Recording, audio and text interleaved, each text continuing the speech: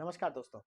दोस्तों, मैं अमित जैन एक आरएएस अलाइड ऑफिसर हूं और मैं आपको सीटी 2026 के इंग्लिश वाले हर टॉपिक की ए से जेड तक की पूरी जानकारी उस टॉपिक से रिलेटेड पीवाईक्यूज और ट्रिक्स के साथ देने वाला हूं। हम 10+2 और ग्रेजुएशन दोनों एग्जाम्स को एक साथ डील करेंगे क्योंकि उन दोनों एग्जाम्स का सिलेबस एक इडियम वाले टॉपिक को छोड़कर बिल्कुल समान है। इसीलिए हम इडियम वाले टॉपिक को 10+2 वाले एग्जाम के बाद ही डील करेंगे। और जहां तक इन दोनों एग्जाम्स के लेवल का सवाल है, तो आप ये पाएंगे कि इन दोनों का लगभग समान स्तर है और ये आप इनके पीवाईक्यू से भी समझ सकते हैं। देखिए, ये 10+2 लेवल वाला 2024 का ट्रांसलेशन से संबंधित क्वेश्चन है जो प्रेजेंट सिंपल पे बेस्ड है। गलतियां निकालना आसान है। अब ठीक इसी तरह का क्वेश्चन ग्रेजुएशन लेवल पे भी पूछा गया, and that is your anger is justified. वहां ट्रांसलेशन था, यहाँ हिंदी ट्रांसलेशन है, वहां इंग्लिश ट्रांसलेशन था। बस इतना सा फर्क है, बल्कि ये ज्यादा आसान है, इंग्लिश ट्रांसलेशन करना ज्यादा कठिन है। ठीक है, फिर इसी तरह देखिए, ये सीईटी 10+2 लेवल वाला है जिसमें तुम रात को कब सोते हो, ये प्रेजेंट सिंपल से संबंधित है, फिर से ट्रांसलेशन वाला है। और ये डब्ल्यूएस टाइप क्वेश्चन है जो छोटे स्तरों पे नहीं पूछे जाते। और देखिए, इसमें ये दो ऑप्शन है, ये कंफ्यूजन पैदा करते हैं, ये पास्ट सिंपल है, ये प्रेजेंट सिंपल है, और आपको यहां से पकड़ना है कि ये प्रेजेंट सिंपल है। तो इस तरह से इन दोनों एग्जाम्स में स्तरों का कोई बहुत ज्यादा फर्क नहीं है, और ये सारे प्रेजेंट सिंपल से संबंधित सीईटी वाले एग्जाम्स के क्वेश्चंस हैं जो लगभग समान स्तर के हैं। और दूसरी बात ये है कि 10+2 लेवल वाले एग्जाम में इंग्लिश का वेटेज बढ़ गया है। जहां उनसे 2023 में 10 क्वेश्चन पूछे गए, वहीं 2024 में उनसे 20 क्वेश्चन पूछे गए। जबकि ग्रेजुएशन लेवल वाले एग्जाम में 2023 में 10 और 2024 में 15 क्वेश्चन पूछे गए। तीसरी बात यह है कि आरएसएसबी के चेयरमैन ने अब स्पष्ट किया है कि सीटी के पेपर्स अब आपके कॉन्सेप्ट्स की डीपर अंडरस्टैंडिंग पे बेस्ड होंगे। इसलिए आपको 10+2 लेवल वाले एग्जाम के लिए भी डीप अंडरस्टैंडिंग की जरूरत है।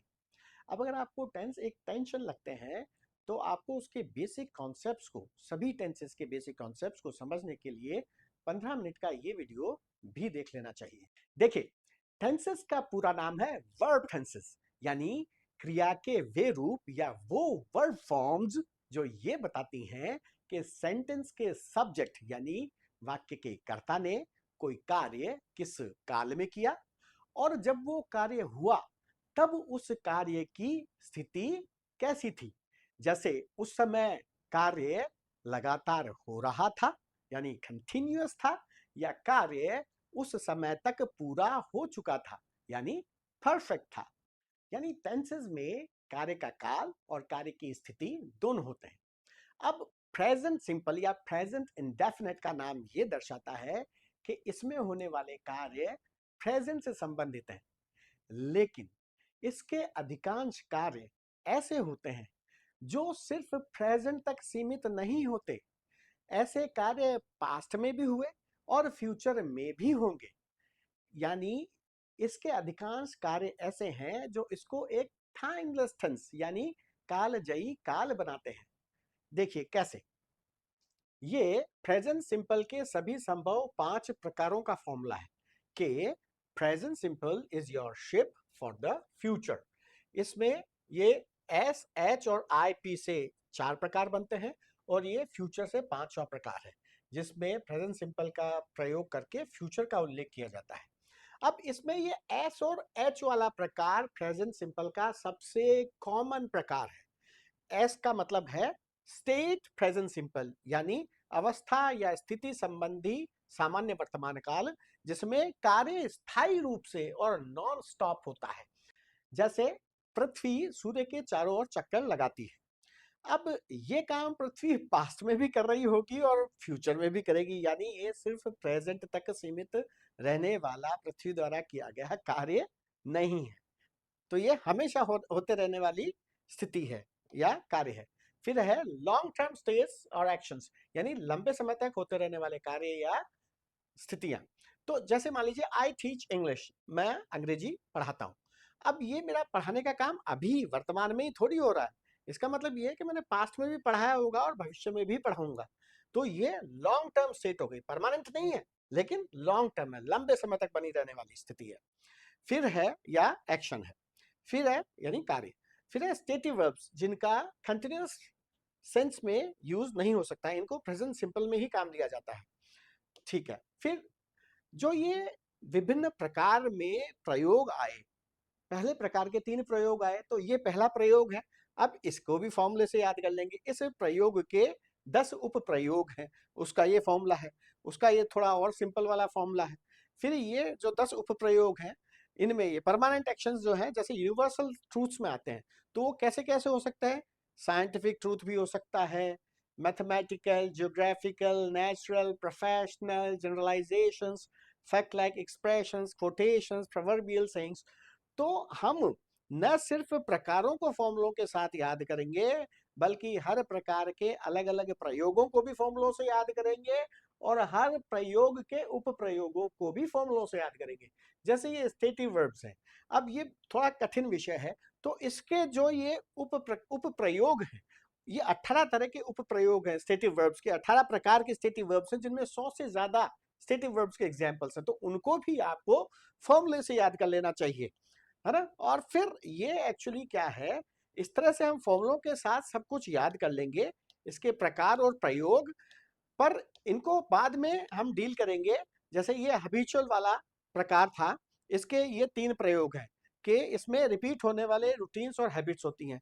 तो एक तो ये रिपीटेड कैजुअल एक्शंस हो गए, जैसे दोहराए जाने वाले आकस्मिक या अनियमित कार्य, है ना, जो हमेशा मतलब रूटीन से नहीं होते। फिर ये रूटीन से होने वाले, फिर ये हैबिट्स। तो इसी तरह ये दूसरा, अच्छा, इसमें ये फ्रीक्वेंसी एडवर्बियल्स काम आते हैं, बारंबारता दर्शाने वाले क्रिया विशेषणों का प्रयोग। तो ये बार बार होने वाले कार्य हैं, तो ये क्रिया विशेषण काम लेंगे, तो स्पष्ट हो जाएगा कि हाँ, ये बार बार होने वाला काम है, यानी ये प्रेजेंट तक सीमित नहीं है, यानी ये प्रेजेंट सिंपल वाला काम है, हैबिचुअल प्रेजेंट सिंपल है ये।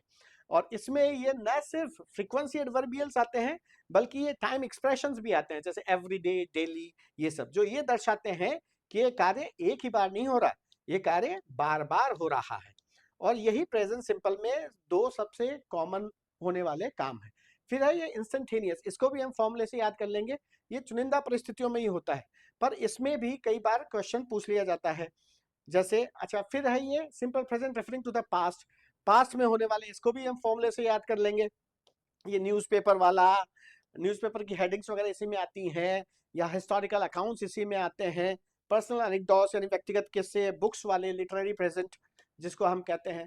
फिर है रेफरिंग टू द फ्यूचर, इसमें इसके 2 तरह के यूज होते हैं, एक तो मेन क्लॉज में तो फिक्स फ्यूचर अरेंजमेंट्स होते हैं, और सबऑर्डिनेट क्लॉज में, टाइम रिलेटेड सबऑर्डिनेट क्लॉज में और कंडीशनल सबऑर्डिनेट क्लॉज में इनका प्रेजेंट सिंपल से फ्यूचर को दर्शाया जाता है। इसके बाद पहले हम इनको सबको याद करेंगे, इसके बाद हम हर प्रकार के प्रयोगों को, जैसे ये सारे प्रकार हैं, प्रयोग हैं, फिर इनके एग्जाम्पल्स को हम अच्छे से समझेंगे कि ये हो क्या रहा है। जैसे water boils at 100 degree centigrade, तो ये एक साइंटिफिक ट्रूथ है कि पानी 100 डिग्री सेंटीग्रेड पर उबलने लगता है, ठीक है। या वाटर कंटेन्स हाइड्रोजन और ऑक्सीजन, तो ये हमेशा के लिए है भाई, साइंटिफिक ट्रूथ है, इसलिए ऐसा हो रहा है। जैसे ये वो आ गया, या सन राइजेज, या ए स्क्वायर हैज 4 साइड्स, तो ये मैथमेटिकल ट्रूथ हो गया। या द गंगा या Ganges flows in the north of India, तो ये एक ज्योग्राफिकल ट्रूथ हो गया, ठीक है। तो कुल मिला के हम इन सभी प्रकारों, प्रयोगों, उपप्रयोगों को फॉर्मूलों के साथ याद करेंगे और एग्जाम्पल्स के साथ समझेंगे। लेकिन उससे पहले हमें यह समझना है कि प्रेजेंट सिंपल टेंस में सेंटेंस का स्ट्रक्चर कैसा होता है, वर्ब की फॉर्म्स कैसी होती हैं। चलिए वो देखते हैं। ये प्रेजेंट सिंपल टेंस में 2 प्रकार के सेंटेंसेस हैं, ये दोनों पॉजिटिव सेंटेंसेस हैं। इसमें ये प्लूरल सब्जेक्ट्स हैं, उनके साथ ये प्लूरल वर्ब फॉर्म है। और ये सिंगुलर यानी एक वचन सब्जेक्ट्स हैं, इनके साथ ये सिंगुलर वर्ब फॉर्म है। अब एक बात गांठ बांध लीजिए कि नाउन्स में एस या ईएस जोड़ने पर वो प्लूरल बनती हैं, जबकि वर्ब में एस या ईएस जोड़ने पर वो सिंगुलर बनती है, यानी दोनों उल्टे होते हैं। ये भी नाउन है। ये पर्सन का प्लूरल पीपल भी होता है, बहुवचन, और प्लूरल एक पर्सन्स भी होता है, तो वहां एस आ जाएगा। तो नाउन्स में एस जुड़ा प्लूरल, वर्ब में एस जुड़ा सिंगुलर, उल्टे। तो ये, अब जैसे हिंदी में भी देखिए ना, वह पसंद करता है और हम पसंद करते हैं। तो करता है, करते हैं, तो वचन के अनुसार वर्ब बदली। इसी तरह यहां भी प्लूरल सिंगुलर, ये प्लूरल है तो वर्ब को भी प्लूरल फॉर्म में आना पड़ेगा। ये सिंगुलर है सब्जेक्ट यानी कर्ता या विषय, तो वर्ब को भी सिंगुलर फॉर्म में आना पड़ेगा। पहली बात तो ये। अब दूसरी बात ये समझिए कि इसके वाक्यों में ये ता ते ती क्यों आता है। देखिए, टेंस के नाम में दो पार्ट होते हैं। पहला पार्ट ये बताता है कि कार्य किस काल में हुआ, जैसे प्रेजेंट, पास्ट और फ्यूचर। दूसरा पार्ट ये बताता है कि कार्य की अवस्था क्या थी जब वो कार्य हुआ, तो वो है इंडेफिनिट, कंटिन्यूअस, परफेक्ट और परफेक्ट कंटिन्यूअस। कार्य की दो ही निश्चित स्थितियां, दो ही डेफिनिट एस्पेक्ट या अवस्थाएं होती हैं। वो है कंटिन्यूअस यानी कार्य हो रहा है, और परफेक्ट यानी कार्य हो चुका है। जो परफेक्ट कंटिन्यूअस स्थिति होती है उसमें परफेक्ट और कंटिन्यूअस दोनों को मिला दिया जाता है। और जो इंडेफिनिट पहली वाली स्थिति है वो कोई डेफिनेट स्थिति नहीं है, क्योंकि डेफिनेट स्थिति तो दो ही है, या तो कंटिन्यूअस या परफेक्ट।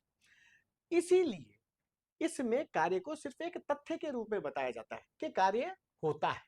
इसीलिए इसमें ये ता है, ते है, ती है आता है। अब तीसरी बात समझिए कि इसे सिंपल टेंस क्यों कहते हैं। सिंपल टेंसेस में क्या होता है कि सिर्फ मेन वर्ब से एक पॉजिटिव, बेसिक पॉजिटिव सेंटेंस बन जाता है।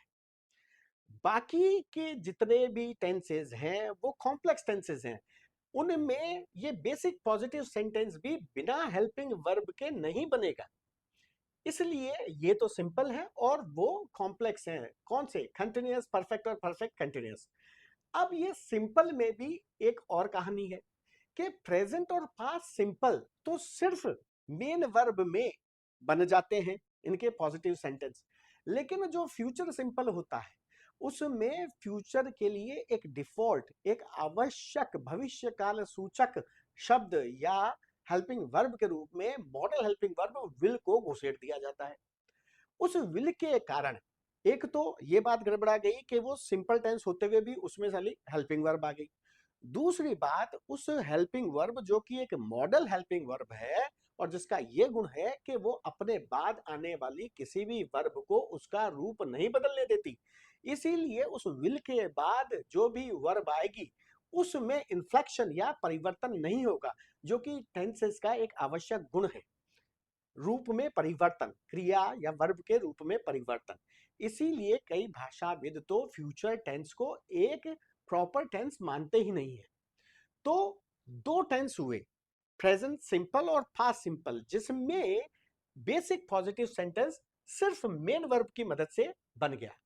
लेकिन जब भी नेगेटिव या क्वेश्चन सेंटेंस बनाना होगा तो वो बिना हेल्पिंग वर्ब के नहीं बनेगा। जैसे देखिए, ये एक क्वेश्चन सेंटेंस है, यस नो आंसर वाला क्वेश्चन सेंटेंस है। इसमें देखिए ये हेल्पिंग वर्ब को लाना पड़ा। इसी तरह अगर मान लीजिए ये WH वाला क्वेश्चन बन गया, नेगेटिव अगर बनाना है तो देखिए ये हेल्पिंग वर्ब को लाना पड़ गया। यानी नेगेटिव यानी नकारात्मक जिनमें नॉट लगाना होता है, और क्वेश्चन सेंटेंसेस बिना हेल्पिंग वर्ब के नहीं बनते। लेकिन ये बनते कैसे हैं? ये इसी बेसिक पॉजिटिव सेंटेंस में परिवर्तन या कुछ जोड़ के बनते हैं। जैसे अगर नेगेटिव बनाना हो तो इसी में हेल्पिंग वर्ब को लाएंगे और उसमें नॉट लगा देंगे। तो हेल्पिंग वर्ब न नेगेटिव न सिर्फ नेगेटिव बना रही है, बल्कि देखिए ये क्वेश्चन भी, क्वेश्चन बनाने के लिए ये बेसिक पॉजिटिव सेंटेंस है, और ये देखिए ये हेल्पिंग वर्ब सब्जेक्ट से आगे आके खड़ी हो गई तो ये एक क्वेश्चन बन गया काम। लेकिन ये बेसिक पॉजिटिव सेंटेंस ही आया, इसीलिए इसे बेसिक कहते हैं। तो ये जो हेल्पिंग वर्ब है ये न सिर्फ क्वेश्चन और नेगेटिव्स बना रही है, बल्कि ये हेल्पिंग वर्ब ही जो है दो और कार्य करती है जो बहुत इंपॉर्टेंट है। वो है एक तो टेंस बताना। जैसे अगर ये हेल्पिंग वर्ब डू होती है, सिंपल टेंसेस की, सभी सिंपल टेंसेस की हेल्पिंग वर्ब डू मानिए, प्रेजेंट और पास्ट को ही प्रॉपर टेंसेस मानिए, एक बार फ्यूचर को भूलिए क्योंकि वहां डिफरेंट मामला है मॉडल वर्ब विल के कारण। अब यहां देखिए हेल्पिंग वर्ब डू है, तो प्रेजेंट के लिए तो हेल्पिंग वर्ब डू रहेगी और पास्ट के लिए हेल्पिंग वर्ब डिड हो जाएगी। तो चेंज किसमें हुआ? हेल्पिंग वर्ब में। तो टेंस के अनुसार कौन बदला? Helping verb. साथ ही हेल्पिंग वर्ब ही सब्जेक्ट के साथ एग्रीमेंट, यानी अगर कर्ता एक वचन है तो क्रिया वर्ब भी एक वचन हो जाना, और कर्ता बहुवचन है, प्लूरल है, तो वर्ब का भी प्लूरल हो जाना। ये काम भी कौन करता है? हेल्पिंग वर्ब ही करती है। देखिए जैसे मान लीजिए हेल्पिंग वर्ब बी होती है कंटिन्यूअस टेंसेस की, तो इसमें देखिए अगर कर्ता एक वचन है तो ये इज की तरह काम आएगी। हेल्पिंग वर्ब बी के ही रूप है ये सारे के सारे, ये एक्सेप्शनल वर्ब है। मैं बताऊंगा इसमें क्या क्या एक्सेप्शंस हैं। एक वचन में इज के रूप में बदलेगी बेचारी, बहुवचन में आर के रूप में बदलेगी, और एक इसका स्पेशल रूप होता है आई के लिए, दैट इज एम। तो ये परिवर्तन सब्जेक्ट के अनुसार, सब्जेक्ट के वचन के अनुसार कौन कर रहा है? ये भी हेल्पिंग वर्ब भी कर रही है। इसीलिए हेल्पिंग वर्ब को ग्रामर की संचालक भी कहा जाता है, ऑपरेटर ऑफ द ग्रामर। लेकिन अब आप फिर कहेंगे कि मुख्य वर्ब का क्या काम है भाई?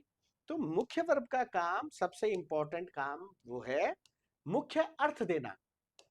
वर्ब का मुख्य अर्थ मेन वर्ब से ही आता है। जैसे हमारे यहां मेन वर्ब है लाइक, तो पसंद करना जो अर्थ है वो लाइक ही देगा। इसके अलावा एक और दूसरा काम है, वो है कार्य की अवस्था, एस्पेक्ट बताना कि कार्य किस अवस्था में है। जैसे अगर कंटिन्यूअस एस्पेक्ट होगा तो मेन वर्ब में आईएनजी लगेगा, ठीक है, ये प्रेजेंट फॉर कंटिन्यूअस टेंसेस। और अगर ये कार्य हो चुका यानी परफेक्ट एस्पेक्ट होगा, परफेक्ट टेंसेस होंगे, तो उसमें ये V3 आएगी। ये इसका मेन वर्ब का काम है। तो हेल्पिंग और मेन वर्ब को आपका समझ में आया कॉन्सेप्ट? अब आगे बढ़िए। लेकिन इंग्लिश में सब्जेक्ट के तुरंत बाद वर्ब आ जाती है, जबकि हिंदी में क्रिया वर्ब सेंटेंस के एंड में आती है। अब दूसरी तरफ ये देखिए, ये वी दे पीपल स्टूडेंट्स, ये समझ में आ रहा है कि ये प्लूरल है, बहुवचन है। और ये he she it Ram Sita a cat, ये भी समझ में आ रहा है कि ये सिंगुलर यानी एक वचन है। तो इन प्लूरल सब्जेक्ट्स के साथ प्लूरल वर्ब फॉर्म आना जायज है, और इन सिंगुलर सब्जेक्ट्स के साथ सिंगुलर वर्ब फॉर्म आना जायज है। लेकिन इंग्लिश में फर्स्ट पर्सन सिंगुलर आई और सेकंड पर्सन सिंगुलर यू, इनके साथ प्लूरल वर्ब फॉर्म आती है। ये एक्सेप्शनल केस है। उसके ऊपर एक और एक्सेप्शन है कि आई के साथ बी वर्ब की सिंगुलर फॉर्म आती है। जैसे प्रेजेंट में बी वर्ब की एम फॉर्म आएगी और पास्ट में वॉज फॉर्म आएगी। और यू के साथ एक और एक्सेप्शन ये है कि यू सिंगुलर और प्लूरल दोनों होता है, और इसीलिए इस वर्ब के सिंगुलर फॉर्म को थर्ड पर्सन सिंगुलर फॉर्म कहा जाता है, क्योंकि ये सिंगुलर फॉर्म सिर्फ थर्ड पर्सन वाले सिंगुलर के लिए है। क्योंकि फर्स्ट और सेकंड पर्सन सिंगुलर ने तो प्लूरल वर्ब फॉर्म ले ली, ये थर्ड पर्सन सिंगुलर कहलाती है V5। और ये प्लूरल वर्ब फॉर्म जो बेस वर्ब फॉर्म है ये कहलाती है V1। तो प्रेजेंट सिंपल प्लूरल V1 और present simple third person singular V5। अब जो सब्जेक्ट होगा वो या तो नाउन होगा या प्रोनाउन होगा, ठीक है। और इन सेंटेंसेस को आपको कैसे पढ़ना है? जैसे आई लाइक मैंगोज यानी मैं आम पसंद करता हूं, यू लाइक मैंगोज यानी तुम आम पसंद करते हो, और वी या दे या पीपल या स्टूडेंट्स लाइक मैंगोज यानी हम या वे या लोग या विद्यार्थी आम पसंद करते हैं। और इसी तरह इनको पढ़ लेना है। अब आपको किसी भी टेंस के सेंटेंसेस का स्ट्रक्चर समझ में आने लगेगा। देखिए मैंने कहा था कि जब हेल्पिंग वर्ब होती है तो वो ही ग्रामर की संचालक होती है, और वो ही सब्जेक्ट के साथ एग्रीमेंट करती है। यानी अगर सब्जेक्ट बहुवचन तो हेल्पिंग वर्ब भी बहुवचन, सब्जेक्ट एक वचन सिंगुलर तो हेल्पिंग वर्ब भी सिंगुलर। यहां हेल्पिंग वर्ब है ही नहीं, तो काम किसको करना पड़ेगा? सब्जेक्ट के साथ एग्री करने का मेन वर्ब को। इसीलिए यहां देखिए मेन वर्ब के दो रूप हैं, ये प्लूरल के लिए है और ये सिंगुलर के लिए है। इसीलिए देखिए प्रेजेंट सिंपल में ही ये देखिए वर्ब के दो रूप हो गए, ठीक है। यानी अगर यहां हेल्पिंग वर्ब होती तो इसको समस्या नहीं होती। अब देखिए जब हेल्पिंग वर्ब आ जाएगी तो सारा काम हेल्पिंग वर्ब करेगी। जब क्वेश्चन बनाना होता है, ये क्वेश्चन बनेगा, तो जो ये सब्जेक्ट और वर्ब का जो क्रम है, सब्जेक्ट पहले उसके जस्ट बाद वर्ब, ये इन्वर्ट हो जाता है, इन्वर्जन हो जाता है, ये उलट जाता है। ये वर्ब सब्जेक्ट से पहले आ जाती है। तो अब ये वर्ब को पहले आना चाहिए, लेकिन सारा काम अब कौन करेगा? Helping verb. तो हेल्पिंग वर्ब आएगी, मेन वर्ब की पूरी मदद करेगी और ये हेल्पिंग वर्ब सब्जेक्ट से पहले आ जाएगी। और जब ये हेल्पिंग वर्ब आएगी तो सारा काम अब इसको करना है। तो देखिए ये अगर प्लूरल है तो ये अपने प्लूरल फॉर्म में है, और ये जो मेन वर्ब है अब इसका काम सिर्फ ये है कि वो अपने एस्पेक्ट यानी अवस्था, जो क्रिया की अवस्था, जो कार्य की अवस्था, उसमें बनी रहे। अब यहां ये सिंपल एस्पेक्ट है, हम सॉरी इंडेफिनेट एस्पेक्ट है, तो इंडेफिनेट एस्पेक्ट की जो वर्ब फॉर्म है दैट इज V1, तो ये V1 में आएगी। तो जब भी हेल्पिंग वर्ब होगी तो मेन वर्ब किस में रहेगी? V1 में। अब यहां आपको नजर नहीं आ रहा चेंज, क्योंकि ये पहले से ही V1 में थी, लेकिन जब वो V5 में होगी और यहां पे इस सब्जेक्ट के अनुसार ये बदलेगी तो ये V5 से V1 में आ जाएगी। आगे देखते हैं। तो आपने क्वेश्चन का फॉर्मेट देखा, इन्वर्जन हो गया, ठीक है। अब वो तो था यस नो टाइप क्वेश्चन, तो ये एक फॉर्मेट बन गया क्वेश्चन फॉर्मेट, ठीक है। अब जब मेरे को WH वाला क्वेश्चन बनाना होगा, विशिष्ट जानकारी चाहने वाला, तो उसी आशय का WH वर्ड इस क्वेश्चन फॉर्मेट के पहले में लगा दूंगा। तो मान लीजिए देखिए मेरे को वाई कर लगाना है, तो ये वाई और ये क्वेश्चन फॉर्मेट आ गया, ठीक है, आसान है। अब आगे बढ़ते हैं। अब मान लीजिए मेरे को नॉट लगाना है, तो वही हेल्पिंग वर्ब लूंगा मैं, लेकिन इस वक्त इस बार इन्वर्जन नहीं होगा, सब्जेक्ट और वर्ब का वही क्रम रहेगा और ये जस्ट मेन वर्ब से पहले आ जाएगी। एक और बात ध्यान रखिएगा कि मेन वर्ब हमेशा हेल्पिंग वर्ब के बाद आएगी, हेल्पिंग वर्ब मदद करेगी और आगे आ जाएगी इसके मेन वर्ब के, हमेशा पहले। जब नेगेटिव होगा तो जस्ट पहले, और अगर क्वेश्चन होगा तो सबसे आगे, ठीक है। तो ये डू में नॉट लग गया।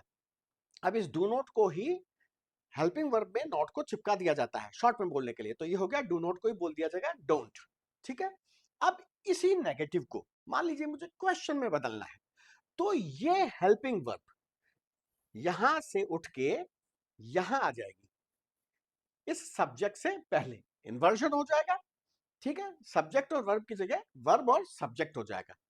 मेन वर्ब को ये जहमत नहीं उठाने देगी, सारा काम खुद करेगी। देखिए ये आ गया हेल्पिंग वर्ब पहले, मेन वर्ब को कुछ नहीं कहा, और ये नॉट भी नहीं आया क्योंकि इसको इसका काम नहीं है ये क्वेश्चन का खेल, तो ये नॉट यहीं का यहीं पड़ा रहेगा। तो ये बस डू आ गया आगे और ये नॉट यहीं। लेकिन चूंकि मैंने कहा शॉर्ट में बनाने के लिए इस डू को और नॉट को चिपका देते, तो अगर इसको नॉट को चिपकाना है तो इस नॉट को यहां लाएंगे, फिर इसको यहां नहीं बोला जाएगा, तो ये हो जाएगा सिर्फ डोंट, बाकी सारी बात सेम। और इसी में अगर WH जोड़ना हो वर्ड विशिष्ट जानकारी तो उसको पहले लगा दो।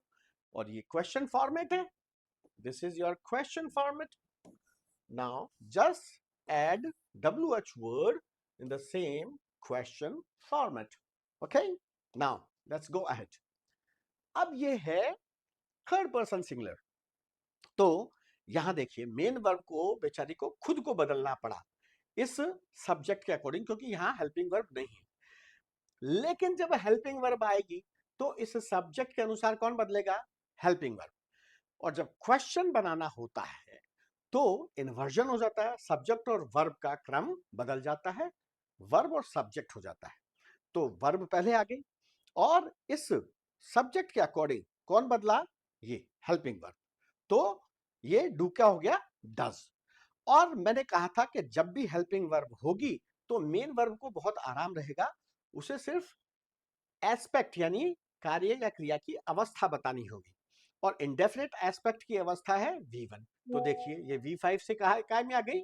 V1 में। ठीक है। अब इसी में अगर मुझे WH वर्ड लगाना होगा तो WH वर्ड को पहले लगा दूंगा। सिंपल। अब आगे बढ़ते हैं। देखिए नेगेटिव। अब नेगेटिव बनाना है तो बस वही, ये सब्जेक्ट सिंगुलर है तो डज आ जाएगा डू की जगह और उसमें नॉट लग जाएगा और इन्वर्जन भी नहीं होगा, वही सब्जेक्ट और वर्ब रहेगा। ठीक है। और मेन वर्ब जब भी डू हेल्पिंग वर्ब आएगी तो मेन वर्ब किस में चली जाएगी? मूल रूप में V1, जो कि इंडेफिनिट एस्पेक्ट का या अनिश्चित क्रिया स्थिति का रूप है, V1 में आ गया। ठीक है। चलिए अब आगे बढ़ते हैं। उसी को मुझे क्वेश्चन में बनाना है तो ये हेल्पिंग वर्ब पहले आ गई, बाकी सारी कहानी सेम। देखिए इस दस को मेरे को उठा के बस पीछे सब्जेक्ट के आगे रखना है, इन्वर्ट करना है, बाकी सबको मैं सेम रखना है मुझे। ये देखिए, और इस नॉट को अगर साथ रखना है तो ये साथ आ जाएगा, वहां से हट जाएगा। अब WH वर्ड लगाना होगा तो ये WH वर्ड को मैं पहले लगा दूंगा और बाकी ये जो क्वेश्चन फॉर्मेट है ये यो का यो रह जाएगा। ठीक है। तो क्वेश्चन फॉर्मेट के लिए इन्वर्जन हो जाता है, सब्जेक्ट वर्ब का क्रम वर्ब सब्जेक्ट हो जाता है और वर्ब में सिर्फ हेल्पिंग वर्ब काम करती है, मेन वर्ब को काम नहीं करना पड़ता जब भी हेल्पिंग वर्ब मेन वर्ब के साथ होती है। अब हम बी यानी होना वर्ब वाले केसेस ले रहे हैं जिनमें ये बी वर्ब एक मेन वर्ब है, हेल्पिंग वर्ब नहीं है, क्योंकि हेल्पिंग वर्ब बी होती है कंटिन्यूअस एस्पेक्ट में। ठीक है। ये प्रेजेंट सिंपल है इसलिए यहां इसे हम मेन वर्ब की तरह समझ रहे हैं। देखिए हर वर्ब के टेंसेस के अकॉर्डिंग 5 रूप होते हैं लेकिन इसके 8 हैं। क्यों है? क्योंकि देखिए V5 में 2 एक्स्ट्रा हैं और ये V2 में एक एक्स्ट्रा है। अच्छा, इसका जो ये V1 है ये अलग थलग है। V1 एक्चुअली बेस या रूट फॉर्म होता है जिस नाम से वो वर्ब बोली जाती है, डिक्शनरी जो रूप है वो V1 होता है। तो ये बी वर्ब है और ये बी नाम से बोली जाती है तो ये V1 इसका अलग थलग रूप है। अब प्रेजेंट सिंपल में एक्चुअली हम क्या काम लेते हैं? V1 और V5। लेकिन यहां इस बी वर्ब के प्रेजेंट सिंपल में जो काम आते हैं रूप वो है ये इज, एम, आर। ये V1 इसका अलग थलग रूप है। अब V5 वैसे तो होता है present simple third person singular, तो इसका नॉर्मल रूप तो हुआ सिर्फ इज, थर्ड पर्सन सिंगुलर। लेकिन ये दो एक्स्ट्रा हैं जिसमें से आई के साथ एम आता है और ये आर प्लूरल और यू के लिए होता है, सिंगुलर यू के लिए। वैसे सिंगुलर यू हमेशा प्लूरल फॉर्म लेता है तो इसको यहाँ लिखने की वैसे जरूरत भी नहीं थी, तो ये प्लूरल फॉर्म है गई आर। अब और देखिए इसी तरह ये एक्स्ट्रा है, ये एक्चुअली पास्ट में किसी भी वर्ब की दो फॉर्म नहीं होती है, सिंगुलर फॉर्म होती है। लेकिन ये बी वर्ब भी ऐसी है जिसकी देखिए ये सिंगुलर फॉर्म भी है पास्ट में भी। अब एक एक्सेप्शन ये भी समझ लो कि आई के साथ देखिए वैसे तो प्लूरल फॉर्म वर्ब फॉर्म आती है लेकिन यहाँ देखिए आई के साथ यहाँ भी सिंगुलर है और ये आई के साथ यहाँ भी वॉज वाला रूप सिंगुलर रूप आता है। अब जब हम इस वर्ब को मेन वर्ब की तरह ले रहे हैं तो ये प्लूरल सब्जेक्ट्स हैं तो ये प्लूरल वर्ब फॉर्म आ गई और ये MV5 ही है, ये V1 नहीं है। V1 इसका काम ही अलग थलग है, ये सारे V5 में आते हैं। ठीक है। अब ये प्लूरल वर्ब फॉर्म आ गई। अब ये बेसिक पॉजिटिव सेंटेंस हो गया खुश हो, और ये कॉम्प्लीमेंट है, ये कॉम्प्लीमेंट पूरक है जो इस सब्जेक्ट का कॉम्प्लीमेंट है, इस सब्जेक्ट के बारे में बता रहा है कि वो खुश है ये सब्जेक्ट। ठीक है। ये कोई ऑब्जेक्ट नहीं है जिसपे कोई ये कार्य कर रही हो। ठीक है। तो सिर्फ SVO ही नहीं होता, SVC भी होता है, SVA भी होता है, आगे आएगा। चलिए अब देखिए इसी को क्वेश्चन में बदलना है। अब ये इतनी महारथी है बी वर्ब के इसको हेल्पिंग वर्ब की जरूरत नहीं पड़ती, ये खुद ही मेन वर्ब और हेल्पिंग वर्ब दोनों का काम कर लेती है। तो यहां आपको हेल्पिंग वर्ब डू की जरूरत नहीं पड़ेगी, ये खुद ही क्वेश्चन बनाने के लिए इन्वर्जन कर देगी। ये मेन वर्ब होते हुए भी हेल्पिंग वर्ब और मेन वर्ब दोनों का काम करेगी। और देखिए ये इन्वर्जन कर दिया, जो SVC था ये VSC हो गया। ये मेन वर्ब होते हुए भी हेल्पिंग वर्ब की तरह काम करती है, वर्सटाइल है बहुत, ये है ना, बहुमुखी प्रतिभा की धनी बी। तो ये खुद आगे आ गई और ये क्वेश्चन बना लिया, तो RV ये एक यस नो वाला आंसर वाला क्वेश्चन हो गया। और जब WH वाला बनाना है तो WH को पहले लगा दो, बस बाकी कहानी सेम की सेम। अब देखिए, अगर नेगेटिव बनाना होगा तो फिर वही हेल्पिंग वर्ब की जरूरत नहीं पड़ी इसको, खुद ही में इसने नेगेटिव लगा लिया। बड़ी महारथी है ये बी वर्ब। अब इसी को अगर क्वेश्चन बनाना होगा तो ये आर उठ के यहां पहले आ जाएगी और वो नॉट यों का यों रह जाएगा। देखिए, ये आर उठ के पहले आ गई, वो नॉट यों का यों। अब अगर इस नॉट को चिपकाना है तो ये आरंट हो जाएगा, आरंट यू हैप्पी। ठीक है, aren't you happy, aren't they happy, aren't the students happy. ये चिपकाना होता है इसको, है ना। यहां भी आप इसको आरंट कर सकते थे, ठीक है, ओके। और यहाँ ये हेल्पिंग वर्ब को नॉट के साथ चिपका दिया जाता है, बस और कुछ नहीं है। अब WH वाला लगाना है तो ये WH पहले लगा दिया, बाकी सारी कहानी सेम की सेम। आर को नॉट के चिपकाना है तो ये वाई आरंट, बस वहां से नॉट हट जाएगा, ये आर के चिपक जाएगा, हेल्पिंग वर्ब के साथ चिपका दो। अब है थर्ड पर्सन सिंगुलर सब्जेक्ट के साथ बी वर्ब का थर्ड पर्सन सिंगुलर वाला इज रू। तो और ये है adverbial. Adverbial actually umbrella term है, जो एडवर्ब वर्ड, एडवर्ब जब वर्ड होता है तो एडवर्ब कहलाता है, पर वो फ्रेज, क्लॉज और वर्ड चाहे तीनों में से कुछ भी हो, then we use the word adverbial, है ना। तो ये एक क्रिया विशेषण है और ये हियर यानी स्थान बता रहा है। तो जो भी शब्द व्हेन एंड वेयर, कब और कहां, या व्हाई एंड हाउ, क्यों और कैसे, इनका जवाब देते हैं, इनसे लिंक्ड होते हैं, वो क्रिया विशेषण होते हैं, क्योंकि वो क्रिया की विशेषता बताते हैं कि क्रिया कब हुई, कहां हुई, क्यों हुई, कैसे हुई। सो इट इज एन एडवर्बियल। ठीक है, सो it is SVA form of sentence. अब इसी को अगर क्वेश्चन बनाना होगा तो बस वही, ये मेन वर्ब होते हुए भी हेल्पिंग वर्ब की तरह काम करते हुए पहले आ जाएगी, बी वर्ब है भाई, तो बाकी सारी कहानी सेम की सेम।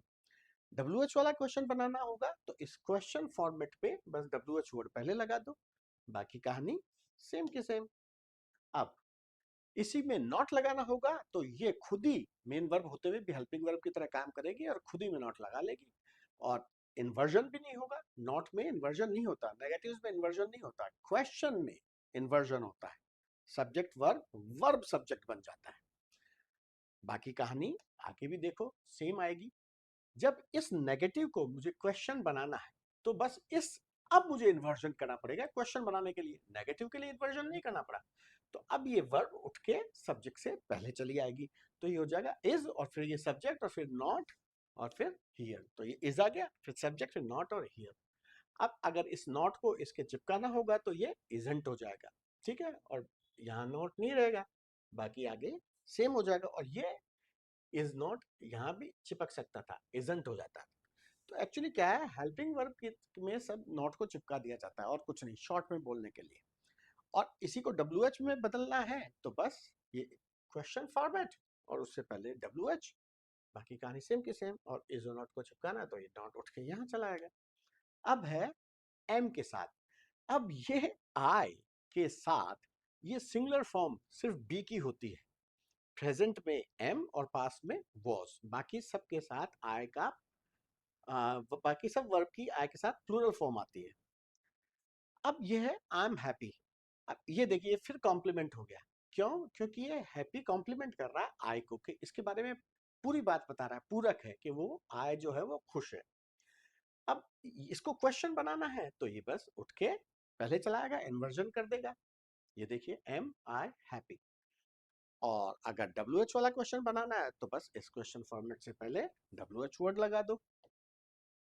नॉट लगाना है तो इसी में नॉट लग जाएगा। अब इसको क्वेश्चन बनाना है तो ये एम उठ के पहले आ जाएगा सब्जेक्ट से और इन्वर्जन कर देगा, क्रम को बदल देगा, एम आ गया। और इस नॉट को चिपकाना है तो ये साथ में भी चिपक जाता है, पर यूजुअली कम होता है ऐसा, पर हो सकता है। WH लगाना है तो ये WH, ठीक है, बाकी सारी कहानी सेम की सेम। प्रेजेंट सिंपल के सभी संभव पांचों प्रकारों और हर प्रकार के अलग अलग यूजेस को फॉर्मूलों के साथ याद करेंगे और एग्जाम्पल्स के साथ समझेंगे, ताकि आप प्रेजेंट सिंपल से संबंधित किसी भी क्वेश्चन को हल कर सकें। ये पांचों प्रकार हैं। Present simple is your ship for the future. तो एस से ये है, एच से ये है, आई से ये है, हम पहले देख चुके हैं काफी कुछ। ये पी से ये है, जिसमें भूतकाल का उल्लेख होता है प्रेजेंट सिंपल के द्वारा, और ये फ्यूचर से ये है, जिसमें प्रेजेंट सिंपल के द्वारा फ्यूचर का उल्लेख होता है। अब हम इनमें से प्रत्येक प्रकार को अलग अलग डील करेंगे। अब ये पहले प्रकार के तीन मुख्य प्रयोग है। फॉर्मूला है कि इसमें परमानेंट या लॉन्ग टर्म वाली स्टेट होती है। स्टेट यानी अवस्था। तो पहला है परमानेंट स्टेट्स और एक्शंस, यानी ऐसे कार्य जो हमेशा होते रहते हैं या ऐसी स्थितियां जो हमेशा बनी रहती हैं। दूसरा है लॉन्ग टर्म वाले, लंबे समय तक रहने वाली। और तीसरे हैं स्टेटिव वर्ब्स, यानी अवस्था या स्थिति सूचक क्रियाएं जो लंबे या अल्प समय वाली होती हैं। अब हम इन तीनों प्रयोगों को अलग अलग डील करेंगे। पहला है परमानेंट स्टेट्स और एक्शंस। इसका ये फॉर्मूला है, इसके अलग अलग प्रकार हैं, 10 प्रकार है। उसका ये फॉर्मूला है US MG NP GF QP. इसी का दूसरा फॉर्मूला है ये। अगर आपके पास यूएस यानी यूनाइटेड स्टेट्स में बनी एमजी हेक्टर, एक टाइप ऑफ कार है, एमजी हेक्टर कार हो और उसे चलाने का नेशनल परमिट हो, तो गर्लफ्रेंड क्यों ना पक्की हो। इससे आसानी से याद हो जाएगा। तो यू से देखिए, पहले यूनिवर्सल या इटर्नल ट्रूथ्स आते हैं इसमें। सार्वभौमिक या शाश्वत सत्य। सार्वभौमिक सभी जगहों पे, शाश्वत सभी समय पे, यानी जो हमेशा सच हो। इनके प्रकार देखिए, साइंटिफिक ट्रूथ्स विज्ञान संबंधी सत्य। मैथमेटिकल, ये एम था, मैथमेटिकल ट्रूथ्स गणित संबंधी। जियोग्राफिकल, भूगोल भूगोल संबंधी। नेचुरल या जनरल, प्राकृतिक या सामान्य सत्य। प्रोफेशनल ट्रूथ्स पेशे संबंधी। जनरलाइजेशंस, जो सामान्यकरण हम कर देते हैं किसी बात का। और फैक्ट लाइक एक्सप्रेशंस, के आप फैक्ट की तरह किसी को कुछ कहते हैं। कोटेशंस यानी उद्धरण, हिस्टोरिकल पर्संस वगैरह के। और प्रोवर्बियल सेइंग्स यानी कहावतें या मुहावरे। अब इनके एग्जांपल्स देखिए। ये साइंटिफिक ट्रूथ का एग्जांपल है कि water boils at 100 degree centigrade. अब ये वाटर सिंगुलर है। ये सिंगुलर क्यों है? क्योंकि वाटर एक अनकाउंटेबल नाउन है, इसको सिंगुलर की तरह ट्रीट करते हैं। तो देखिए, बॉयल का बॉइल्स हो गया, एस या एस लग गया। Water contains hydrogen and oxygen. Contain यानी रखता है या उसमें ये चीज होती है। तो ये देखिए सिंगुलर, और ये कंटेन का कंटेन्स हो गया, और वही साइंटिफिक फैक्ट है। The earth revolves round the sun. Singular है अर्थ, और ये सिर्फ अर्थ, ये हेडवर्ड है, ये द इसमें आर्टिकल जुड़ा है, पर ये सब मिला के एक सब्जेक्ट है, एक ही चीज है ये। एक ही, इसको मानो ये एक वर्ड भी हो सकता है, ये एक फ्रेज भी हो सकता है, जैसे यहाँ है, ये एक क्लॉज भी हो सकता है। हमें मतलब है कि ये सब्जेक्ट की तरह काम करता है। इसमें ये अर्थ जो है ये हेडवर्ड है, जो एक नाउन है, और इस ये पूरा मिला के एक सब्जेक्ट है। तो ये अर्थ एकवचन, तो ये रिवोल्व का हो गया revolves. The sun rises in the east, sun singular, तो ये rises. A square has 4 sides। अब ये स्क्वायर, आ स्क्वायर, तो ये सिंगुलर हो गया। सिंगुलर हो गया तो हैव का जो सिंगुलर फॉर्म है वो हैज होता है, तो इसलिए हो गया a square has 4 sides। और यहाँ ये हैव मेन वर्ब की तरह है, हेल्पिंग वर्ब की तरह नहीं है। क्योंकि अगर हेल्पिंग वर्ब की तरह होता तो उसके साथ मेन वर्ब की थर्ड फॉर्म आती, वो यहाँ पे नहीं है, देख लीजिए। चलिए, द गंगा, और इसको गेंजीज भी कहते हैं इंग्लिश में, flows in the north of India. अब ये अगर ऐसे आ जाए तो इससे कंफ्यूज मत होना, ये एक्चुअली ग्रीक नाम है गंगा का, गेंजीज, जैसे मेगास्थनीज। ये ग्रीक में ऐसे ही कहते हैं, स्पीशीज है ये सिंगुलर। अब ये सिंगुलर है तो ये फ्लो का हो गया फ्लोज, ठीक है। और ये एक जियोग्राफिकल ट्रूथ है, भूगोल संबंधी। वो मैथमेटिकल था, square. A mother loves her children. अब ये सिंगुलर है तो लव का लव्स, तो ये नेचुरल ट्रूथ है। और ये देखिए सब में आप इनके जो पहचान है ना, ये देखिए ता है, ती है, सब में ये आया है। मैंने इनके हिंदी अर्थ को भी अंडरलाइन किया है। आप उससे भी इस बात को समझ सकते हैं। बाकी आपको अगर अर्थ पता है तो वैसे ही समझ जाएंगे। Dogs bark and birds fly, तो ये ट्रूथ है ना? भौंकते हैं, उड़ती हैं। फार्मर ग्रोस, अब ये प्रोफेशनल ट्रूथ है कि फार्मर उगाता है क्रॉप्स को। सिंगुलर तो ये ग्रो का ग्रोस। कैट्स डिसलाइक, अब ये जनरलाइजेशन है कि बिल्लियां अक्सर जो है पसंद नहीं करती भीगना, तो डिसलाइक का डिसलाइक ही रह गया क्योंकि ये कैट्स है, बहुवचन है। चिल्ड्रन लर्न, अब ये चिल्ड्रन, चाइल्ड जो है ये सिंगुलर है और चिल्ड्रन आर्यन से ये प्लूरल बनता है। तो देखिए यहाँ तो लर्न का लर्न रहा और यहाँ लर्न, ये लर्न होना चाहिए था, ये गलत लिख दिया गया है क्योंकि वर्ड लर्न है और ये एस जुड़ गया, ठीक है, क्योंकि ये सिंगुलर है। चलिए अब है गांधी सेज, अब ये कोटेशन है कि non violence is the supreme virtue, तो ये इस तरह भी आ सकती है, ठीक है। और आपको ये कोटेशन उद्धरण है ना, ये शाश्वत सत्य है कि भाई उसने ये कहा है, ठीक है। अब ये इस तरह भी दे सकता है, इसमें स्पष्ट नहीं किया गया किसने कहा, लेकिन ये एक फेमस कोटेशन है किसी ग्रीक ऑथर की। तो the time heals all wounds, समय सब घावों को भर देता है, तो ये टाइम सिंगुलर तो ये हील्स। अब है he says that he didn't do that, अब ये मैंने इसलिए लिया है, देखिए ये रिपोर्टिंग प्रेजेंट है। होता क्या है कि रिपोर्टिंग वर्ब डायरेक्ट इनडायरेक्ट वाली अगर प्रेजेंट सिंपल में है, ठीक है, तो ये जो बाद का रिपोर्टेड क्लॉज है ये किसी भी टेंस में हो ये उसी में बना रहता है। तो ये सेज है अगर, तो यहां पे कोई भी टेंस हो सकता है, जो ये सीक्वेंस ऑफ टेंसेस का भी खेल है। अगर यहाँ पास्ट होता ना तो यहाँ ये चेंजेस आते हैं, बैक शिफ्ट हो जाता। लेकिन अगर यहाँ प्रेजेंट है या फ्यूचर है तो यहाँ चेंजेस नहीं होते, ठीक है। तो इसको कहते हैं रिपोर्टिंग प्रेजेंट, ये डायरेक्ट इनडायरेक्ट का खेल है, ठीक है। और ये कोई कोटेशन नहीं है, बस ये डायरेक्ट इनडायरेक्ट का खेल है, जिसे रिपोर्टिंग प्रेजेंट कहते हैं। Actions speak louder than words, ये प्रोवर्बियल सेइंग है, ठीक है। एक कहावत है कि काम शब्दों से ज्यादा प्रभावशाली होते हैं, और ये एक्शंस है तो ये स्पीक का स्पीक ही रह गया। अब है लॉन्ग टर्म स्टेट्स और एक्शंस जो लंबे समय तक बनी रहती हैं, जैसे राम जयपुर में रहता है तो राम लिव्स इन जयपुर, ये लंबे समय की परिस्थितियां हैं, परमानेंट नहीं है, लेकिन हो सकता है ट्रांसफर हो जाए उसका बेचारे का। और ये राम सिंगुलर है तो ये लिव्स हो गया। Our teacher teaches English nicely, तो आवर टीचर ये एक सब्जेक्ट हो गया और सिंगुलर है तो ये टीच का हो गया टीचेस। हमारे अध्यापक अंग्रेजी पढ़ाते हैं। आई लिव इन जयपुर, अब ये आई के साथ प्लूरल फॉर्म आ गया, आई टीच इंग्लिश, ठीक है। अब है स्टेटिव वर्ब्स, अवस्था या स्थिति सूचक क्रियाएं, ये लंबे समय और अल्प समय वाली दोनों हो सकती है। एग्जाम्पल आएगा, माई फादर लव्स मी, तो ये सिंगुलर, माई फादर तो ये लव का लव्स। आई लाइक यू, ये प्लूरल की वर्ब फॉर्म लेता है तो ये I like you. I hope for the best, तो ये आई के साथ प्लूरल फॉर्म, ठीक है। अच्छा, अब ये है शी नोज एवरीथिंग, तो ये शी सिंगुलर तो ये नोज। अब ये स्टेटिव वर्ब है नोज। अब मेरे को आपको स्टेटिव वर्ब्स बतानी चाहिए, ठीक है। तो चलिए स्टेटिव वर्ब्स देखते हैं। अब ये स्टेटिव वर्ब्स है, यानी अवस्था या स्थिति सूचक क्रियाएं जो सब्जेक्ट की अवस्था या स्थिति बताती है, कार्य नहीं। और इन्हें कंटिन्यूअस सेंस में काम नहीं लेते आईएनजी फॉर्म में, इसलिए इन्हें प्रेजेंट सिंपल में दर्शाया जाता है। अब हमने 18 प्रकार की बहुत ब्रॉड लिस्ट ली है जिसमें 100 से ज्यादा एग्जाम्पल्स हैं।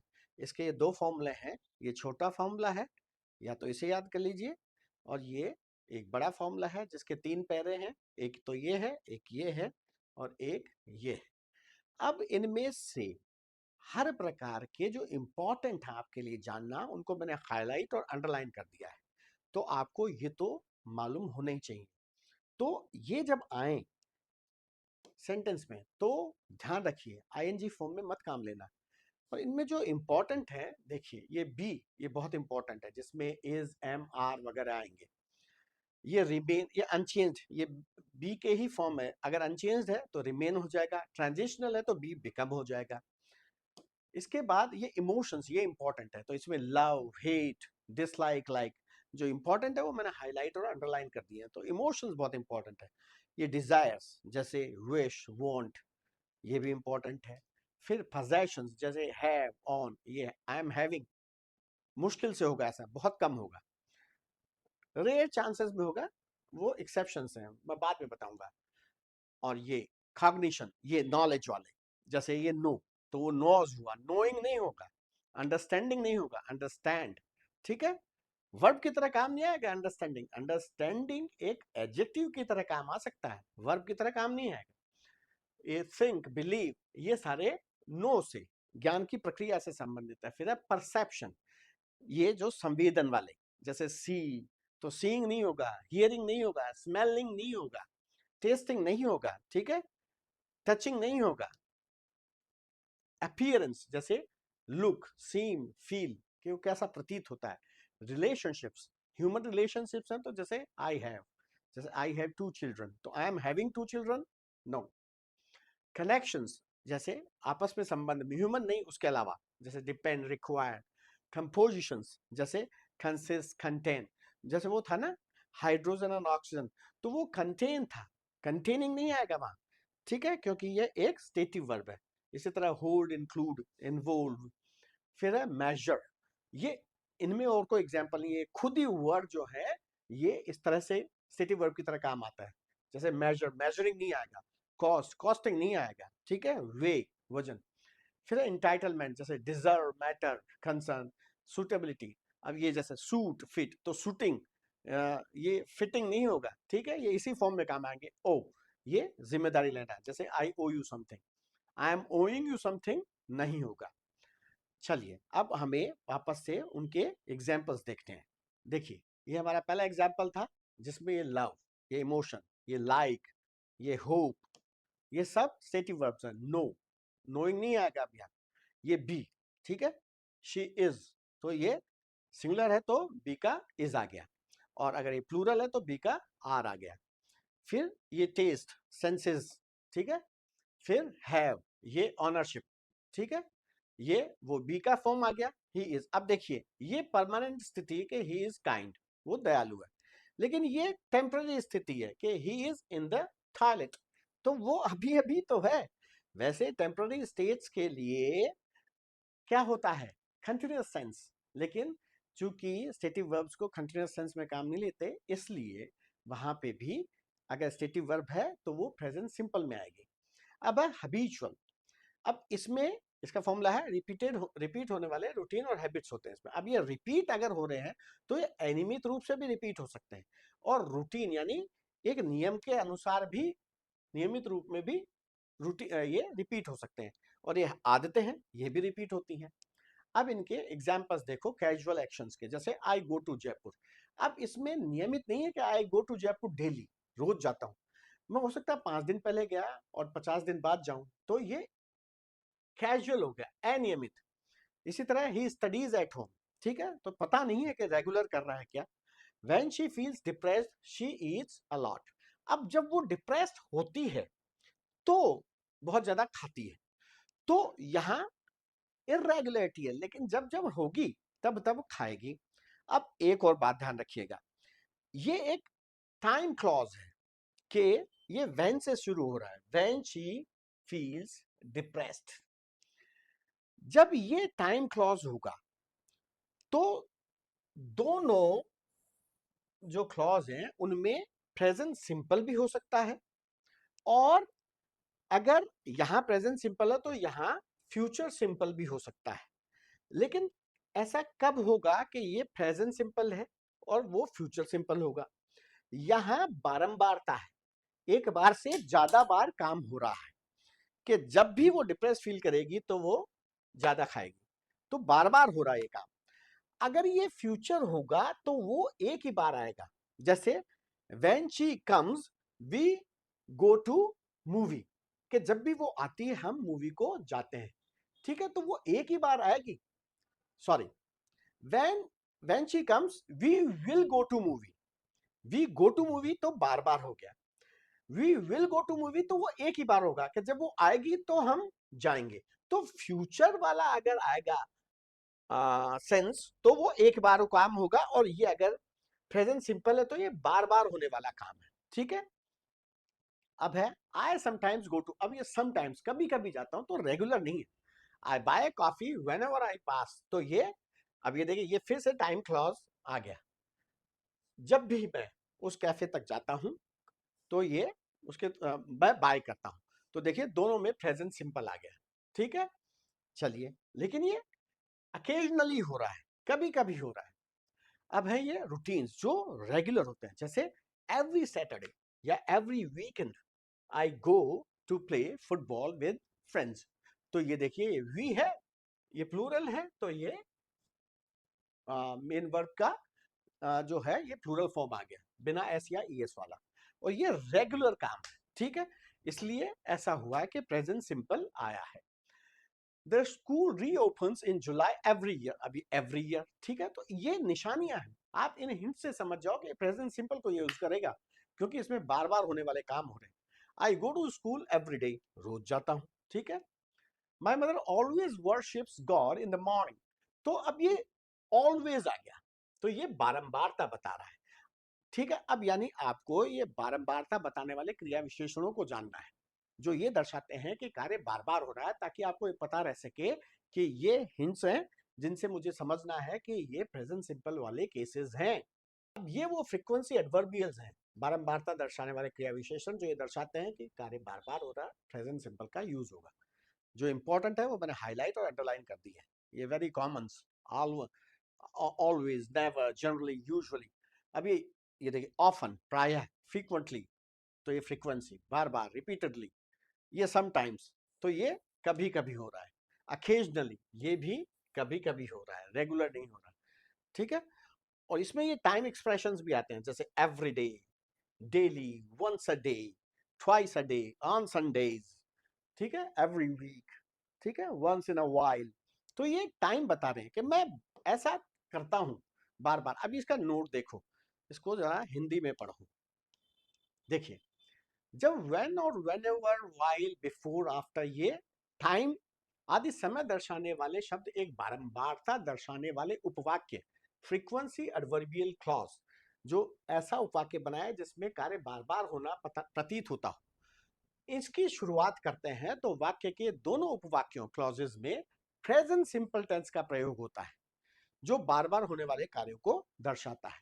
लेकिन अगर उसमें बार बार होने वाले कार्य नहीं है, तो वो भविष्य काल में भी हो सकता है। दूसरा मुख्य उपवाक्य जो टाइम क्लॉज से शुरू होगा, वो जो है वो सबऑर्डिनेट क्लॉज होगा। अब वो सबऑर्डिनेट क्लॉज कब फ्यूचर मेन क्लॉज को जन्म देगा, उसका एग्जांपल फ्यूचर वाले एस्पेक्ट में आएगा। अब उन्हीं एग्जांपल्स को वापस से देखिए, जो ये हिंट देते हैं कि प्रेजेंट सिंपल वाले हैं। देखिए, every Saturday, every weekend, every year, every day, always, always, usually, usually, often। तो ये सीता सिंगुलर है, तो ये टेक का हो गया takes. I usually get up, तो आई है तो गेट अप, तो आई प्लूरल वर्ब लेता है। माय मदर, तो ये वर्शिप्स, क्योंकि ये माय मदर सिंगुलर है, तो वर्शिप का हो गया वर्शिप्स। राम, तो ये अटेंड का हो जाएगा अटेंड्स। आय, तो ये टेक ही रहा, क्योंकि आय के साथ प्लूरल वर्ब आती है, ये गेट का गेट ही रहा। सीता, ये सिंगुलर है, तो टेक का टेक्स हो गया। अब है हैबिट्स, अब इनमें भी जैसे ये ऑलवेज, नेवर, इस तरह के वर्ड आ सकते हैं। जैसे शी ऑलवेज हेल्प्स, तो ये सिंगुलर है, तो हेल्प का हो गया हेल्प्स। आई नेवर स्मोक, तो ये कभी नहीं, तो ये स्मोक का स्मोक ही रहा। लेकिन अगर सिंगुलर है, थर्ड पर्सन सिंगुलर, तो ये स्मोक का क्या हो गया, स्मोक्स। चलिए, अब है इंस्टेंटेनियस, यानी तत्काल कार्य संबंधी वर्तमान। इसमें कार्य एक बार होता है, ये बहुत चुनिंदा परिस्थितियों में होता है, ठीक है, लेकिन ये भी पूछा जा सकता है, स्टैंडर्ड अच्छा हो तो। देखिए, इसका ये फॉर्मूला है, instantaneously in supreme court I did an exclamatory performance. तो सुप्रीम कोर्ट के एससी से दो बनेंगे, फिर डिड के इससे तीन बनेंगे, और फिर ये एक्सक्लेमेटरी एक अलग है, और ये परफॉर्मेंस से एक अलग प्रकार है। देखिए, तो एस सी से बन गया ये सेल्फ कमेंट्री, स्वविवरण। सी से बन गया कमेंट्री, जो ये खेल और घटना की जो आंखों देखा विवरण होता है, ठीक है। इसमें कार्य कहते ही तुरंत हो जाता है, ठीक है। अभी बताते हैं एग्जाम्पल, देखो, डेमोन्स्ट्रेशन, प्रदर्शन, इंस्ट्रक्शंस शिक्षण प्रशिक्षण, DID से डायरेक्शंस। अब इसमें ये डायरेक्शन इंस्ट्रक्शन जो हैं ये आप एक्चुअली इंपेरेटिव सेंटेंस में भी दे सकते हो और ये प्रेजेंट सिंपल में भी हो सकते हैं, अभी बताता हूँ। ठीक है, इसके बाद है एक्सक्लेमेटरी सेंटेंसेस, इनके एग्जांपल्स आते हैं। परफॉर्मेटिव वर्ब्स, ये निष्पादन क्रियाएं हैं जिनका कहते ही निष्पादन यानी संपन्न हो जाती है। जैसे I declare you the president of America, तो मैं डिक्लेयर कहता हूं और उस समय कार्य डिक्लेयर करने का पूरा हो जाता है। ठीक है, हम इस तरह के जो वर्ब्स हैं उनको काम लेते हैं। जैसे हम I hereby assign you, तो मैं आपको असाइन करता हूं, या I refuse, I request you, तो ये कहते ही एक ही बार हो रहे हैं, ये बार बार नहीं हो रहे, एक ही बार हो रहे हैं कार्य इंस्टेंटेनियस, लेकिन कहते ही इंस्टेंटली तुरंत इनका निष्पादन होना माना जाता है। अब देखिए इनके एग्जाम्पल्स देखिए, ये है सेल्फ कमेंट्री। तो I kick forward and pass the ball to Ram. ठीक है, मैं किक करता हूं और बॉल को राम को पास करता हूं। अब इसी की जो कमेंट्री होती है रेडियो टेलीविजन वगैरह पे, जैसे the bowler balls and the batsman hits a four, तो बॉलर बॉल करता है और बैट्समैन हिट कर देता है एक चौका। तो ये एक्चुअली बॉल उसने की है, वो कर चुका है। हिंदी में तो हम कहते हैं कि बॉलर ने बॉल की और बैट्समैन ने चौका मार दिया, तो वो पास्ट का यूज करते हैं हम, सिंपल पास्ट। लेकिन इंग्लिश में हम इसके लिए इंस्टेंटेनियस प्रेजेंट काम लेते हैं और ये बताने की कोशिश करते हैं कि कार्य जो है ना ये तुरंत हो रहा है। तो ये जो है गेंदबाज गेंद करता है और बल्लेबाज चौका मार देता है। ठीक है, अब ये है डेमोन्स्ट्रेशन और इंस्ट्रक्शंस। जैसे first you pour hot water in the cup, then you dip tea bag in that. ठीक है, तो ये आप एक इंस्ट्रक्शन दे रहे हैं, ये डेमोन्स्ट्रेशन कर रहे हैं कि आप एक प्रदर्शन कर रहे हैं या एक प्रशिक्षण दे रहे हैं, तब भी ये काम आ जाता है। ठीक है, यूजुअली थोड़ा सा मुश्किल है। चलिए, you go straight and then turn left. तो अब ये देखिए, यहां हम इंपेरेटिव भी काम लेते हैं। ठीक है, यहां जब यू लगा दिया ना तो ये इंपेरेटिव नहीं बचा। अगर ये मैं यू नहीं लगाता तो ये आदेशार्थक हो जाता बिना सब्जेक्ट के। जैसे go straight and then turn left, यहां देखिए ये अगर सिर्फ टर्न लेफ्ट तो ये इंपेरेटिव हो जाता, अगर ये सब्जेक्ट आ गया तो ये इंपेरेटिव नहीं बचा। ठीक है, तो ये प्रेजेंट सिंपल का यूज भी होता है ये डायरेक्शंस देने के लिए, और इसमें इंपेरेटिव सेंटेंस अगर है तो भी वो प्रेजेंट सिंपल का ही रूप ले लेता है, इंपेरेटिव सेंटेंस भी। आदेशात्मक वाक्य अभी आगे बताऊंगा, और ऐसा आपके क्वेश्चन भी आया है, अभी बताता हूं। ये है एक्सक्लेमेटरी सेंटेंसेस, यानी आश्चर्य जिनमें प्रकट करते हैं। जैसे हियर कम्स आवर हीरो, और ये हमारा हीरो आता है। अब इसमें एक बात ध्यान रखिएगा कि अगर ये नाउन है, ठीक है, देखिए इनके फॉर्मेट देखिए, प्रोनाउन है तो उसके बाद वर्ब आएगी, नाउन है तो उससे पहले वर्ब आएगी। ठीक है, जैसे देयर शी गोज, और ये वो जाती है, and here comes our hero, ये नाउन से पहले आएगा। तो ये एक्सक्लेमेटरी, और ये हियर और देयर के साथ ही आते हैं ये वाले अक्सर। Got it? चलिए, अब ये देखिए, ये है performative verbs. I apologise for my mistake, मैं क्षमा मांगता हूं। तो यहां ये बार बार थोड़ी हो रहा काम ये, लेकिन जब उसने कहा है क्षमा मांगने का काम, तभी होना मान लिया जाता है। काम कंप्लीट हो गया है, लेकिन ये प्रेजेंट सिंपल में यूज हो रहा है, एक ही बार हो रहा है, काम कहते ही हो जा रहा है।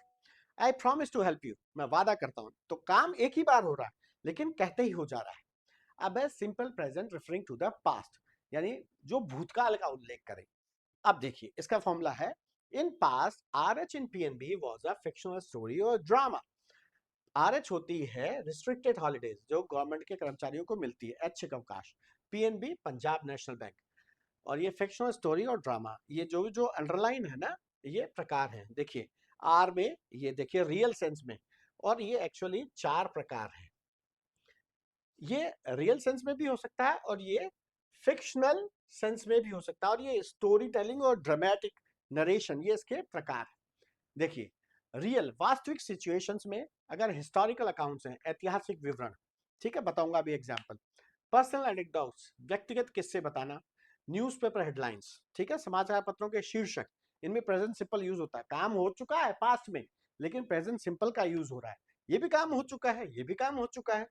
बुक्स, ये भी लिखी जा चुकी हैं, लेकिन इन्हें लिटररी प्रेजेंट, इनको प्रेजेंट सिंपल में दिखाया जा सकता है। ये फिक्शनल काल्पनिक स्टोरी टेलिंग, अच्छा ये इनके तरीके हैं, story telling and dramatic narration, कहानी सुनाना या नाटकीय वर्णन करना, ताकि ये प्रतीत हो कि काम अभी हो रहा है ना, उसे थोड़ा सा लाइव बनाने के लिए, ठीक है, उसे और रोचक बनाने के लिए। जैसे नेपोलियन रूस पर आक्रमण करता है लेकिन कड़ाके ठंड उसे बर्बाद कर देती है, तो Napoleon invades Russia but the harsh winter destroys his army.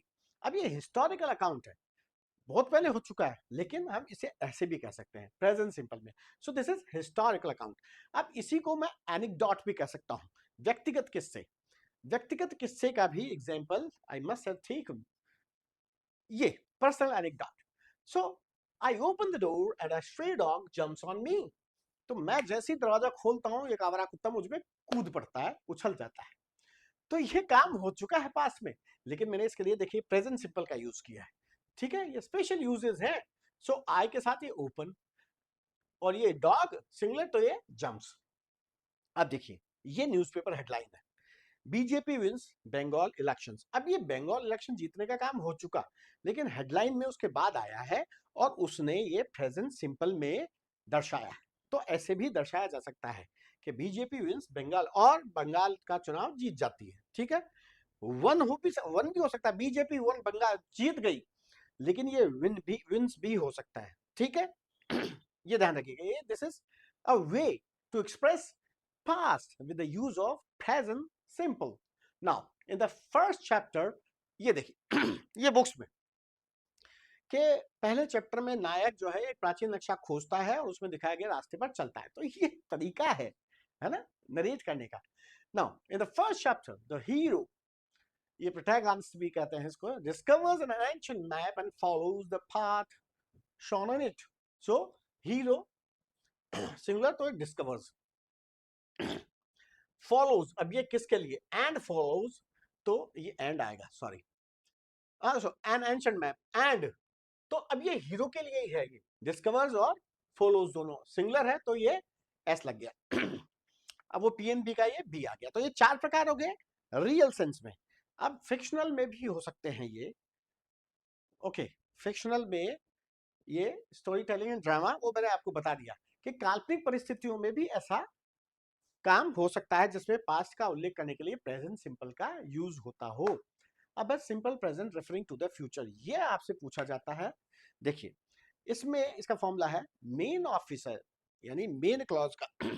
इसको मेन क्लॉज और सबऑर्डिनेट क्लॉज को एक बार छोड़िए, याद करने का तरीका है। मेन ऑफिसर का तो फ्यूचर फिक्स होता है, लेकिन सबऑर्डिनेट ऑफिसर का फ्यूचर बनने में टाइम की कंडीशन होती है। तो जब सबऑर्डिनेट क्लॉज होगा तो वो या तो टाइम क्लॉज होगा या कंडीशनल क्लॉज होगा जिसमें प्रेजेंट सिंपल आएगा। और अगर वो मेन क्लॉज है तो उसमें फ्यूचर का फिक्स अरेंजमेंट होगा। देखिए in main clause fix future arrangements के लिए मुख्य उपवाक्य में भविष्य के लिए निर्धारित अगर कार्यक्रम है तो भविष्य को दर्शाने के लिए प्रेजेंट सिंपल का यूज हो सकता है।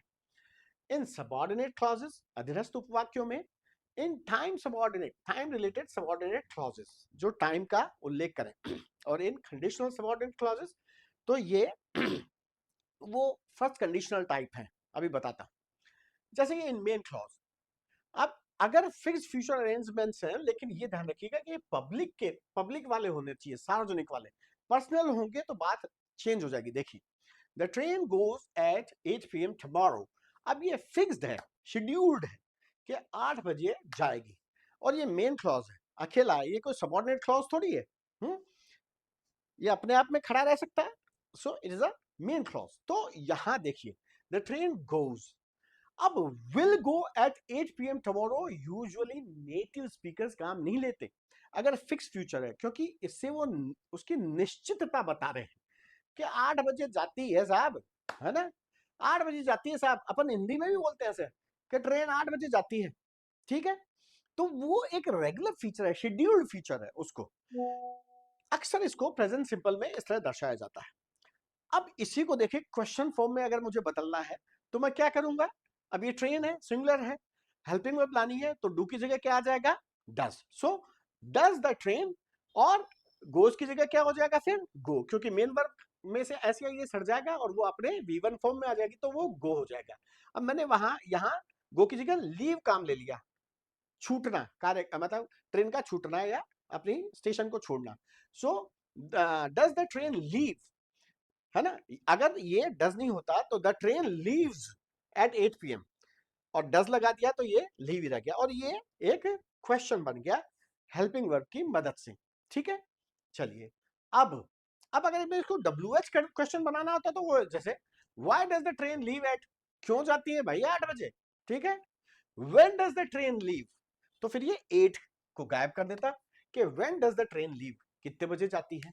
ठीक है, चलिए the movie starts in 15 minutes, तो ये तय प्रोग्राम 15 मिनट में शुरू हो रही है भैया। ठीक है, तो ये स्टार्ट्स प्रेजेंट सिंपल, भविष्य का है उल्लेख। अब देखिए फिक्स्ड फ्यूचर अरेंजमेंट्स, ये याद रखने की बात है कि भविष्य के लिए निर्धारित कार्यक्रम अगर पर्सनल है, व्यक्तिगत है, कोई मीटिंग है, ठीक है, तो वहां continuous tense present continuous use होता है, ना कि प्रेजेंट सिंपल। जैसे I am meeting her tomorrow, मैं कल उससे मिल रहा हूं, ऐसा हम हिंदी में भी कहते हैं, मैं कल जा रहा हूं। ये पर्सनल अगर चीज है तो प्रेजेंट कंटिन्यूअस आएगा, ये ध्यान रखिएगा। अगर वो पब्लिक चीज है तो प्रेजेंट सिंपल आएगा। ठीक है, चलिए अब है सबऑर्डिनेट क्लॉजेस में। तो in time related subordinate clause अब मैं बताऊंगा वो जब जब प्रेजेंट सिंपल काम आएगा और जब फ्यूचर सिंपल काम आएगा। और ये कंडीशनल सबऑर्डिनेट क्लॉज, शर्तवाचक। देखिए I will wait until you come, ये टाइम रिलेटेड है, अंटिल यू कम, जब तक तुम नहीं आ जाते मैं वेट करूंगा। अब ये आने का काम एक ही बार होगा, इसलिए ये जो मेन क्लॉज है इसमें आ गया future simple. I will wait if you come, अब मैं ये कंडीशन हो गई इफ यू कम, तो इफ से मैंने एक शर्त लगा दी कि अगर तुम आओगे तो मैं वेट करूंगा। अब ये भी एक तरह की कंडीशन ही है, लेकिन इसमें ये टाइम का जो है ये इंट्रोड्यूस कर रहा है, टाइम वाला शब्द, इसलिए इसको टाइम रिलेटेड कह दिया है। ये भी एक तरह की कंडीशन ही है। तो इसमें ये जो सबऑर्डिनेट क्लॉज है ये प्रेजेंट सिंपल में होगा, और मेन क्लॉज वो फ्यूचर में होगा, क्योंकि मेन बात ये फ्यूचर की है, तो मेन क्लॉज को तो हम फ्यूचर में लेते हैं, और ये सबऑर्डिनेट क्लॉज जो है इसको हम प्रेजेंट सिंपल के द्वारा फ्यूचर की बात बता देते हैं। देखिए अगर आप आओगे तो इफ यू कम, तो ये प्रेजेंट सिंपल है यू के साथ, ठीक है, कम V1। लेकिन यहां देखिए आओगे, अगर आप आओगे तो ये फ्यूचर का उल्लेख कर दिया मैंने प्रेजेंट सिंपल के द्वारा, और ये है कंडीशनल। ठीक है, कि यदि, ये अगर, ये कंडीशन बता रहा है, शर्त बता रहा है। ठीक है, और ये कहलाता है फर्स्ट कंडीशनल, जिसमें जो कंडीशनल क्लॉज होता है उसमें प्रेजेंट सिंपल होता है, और जो मेन क्लॉज होता है उसमें फ्यूचर सिंपल होता है। लेकिन मैंने आपको बताया था, अच्छा देखिए when she comes back we will go to watch the movie, जब वो आएगी तब हम जाएंगे, ये एक ही बार होगी। तो अब देखिए अगर मैं इसको कहूं प्रेजेंट सिंपल को काम दो साहब, तो मैं इसको कहूंगा when she comes back we go to, तो इसका ये मतलब है कि काम बार बार हो रहा है। जब वो वापस आती है, जैसे मान लीजिए जब वो छुट्टियों से वापस आती है, we go to watch the movie, हम मूवी देखने जाते हैं। तो जब जब यानी बार बार होगा ये काम, अगर ये प्रेजेंट सिंपल काम लिया जा रहा है मेन क्लॉज में। ये सबऑर्डिनेट क्लॉज है जो व्हेन से इंट्रोड्यूस हुआ है, व्हेन से शुरू हुआ है, और ये मेन क्लॉज है। तो मेन क्लॉज में प्रेजेंट सिंपल तब आएगा जब ये काम बार बार होंगे। अगर इसमें फ्यूचर सिंपल लिया आपने तो इसका मतलब ये है कि ये काम एक ही बार होगा। ठीक है, कि जब वो आएगी तो हम जाएंगे। अब देखिए if she comes back we will go, अब ये इसी को व्हेन की जगह इफ लगा दो। ठीक है, अगर वो आती है, ठीक है, तो हम जाएंगे। ये इसको कंडीशनल कह दिया, इसको टाइम रिलेटेड कह दिया, बात कमोबेश एक ही है। You will not gate promotion unless you work hard, अब ये अनलेस जो है ये भी कंडीशन है कि यदि नहीं करोगे मेहनत, ठीक है, तो तरक्की नहीं मिलेगी। दोनों में फ्यूचर हो गया, और ये अनलेस जो है ये कंडीशनल है, ये टाइम नहीं है, ये कंडीशन है, ये करना ही पड़ेगा भैया। चलिए अब ये प्रोवाइडेड, ये भी एक कंडीशन बताने का तरीका है। तो ये आपको कंफ्यूज करने के लिए ऐसा दिया जा सकता है कि इफ की जगह प्रोवाइडेड दे दिया या अनलेस दे दिया, तो उसको आपको समझना है कि ये एक कंडीशन, एक शर्त पैदा कर दी है कि तू वर्क हार्ड करेगा तभी तुझे प्रमोशन मिलेगा, ठीक है। और यदि नहीं करेगा तो इसमें नहीं का सेंस, अन की वजह से नहीं का सेंस आ जाता है, ठीक है ये। और इसमें अन नहीं है तो बस इसमें नहीं का सेंस नहीं है। बात दोनों की वो एक ही है, ये कंडीशन है तभी तेरे साथ ये होगा। ये पूरा कर, ये शर्त पूरी कर, then you will get promotion. चलिए अब है if she comes back we can go to watch the movie. अब ये मैंने इसलिए लिया है, देखिए यही कंडीशनल क्लॉज एक मॉडल वर्ब के वाली भी एक सब मेन क्लॉज बना सकता है, क्योंकि जो विल होता है ना वो भी मॉडल वर्ब होती है, तो ये विल की जगह हम कैन भी लगा सकते हैं, समझ गए। तो चूंकि वो विल मॉडल वर्ब है इसलिए हम ये मॉडल वर्ब का भी यहाँ किसी और विल के अलावा किसी और मॉडल वर्ब का हमने काम ले लिया। इसी तरह मैं मॉडल वर्ब छोड़ के सिर्फ इंपेरेटिव सेंटेंस को भी काम ले सकता हूं। देखिए if she comes back tell him about me, जब वो वापस आए मेरे बारे में बता देना।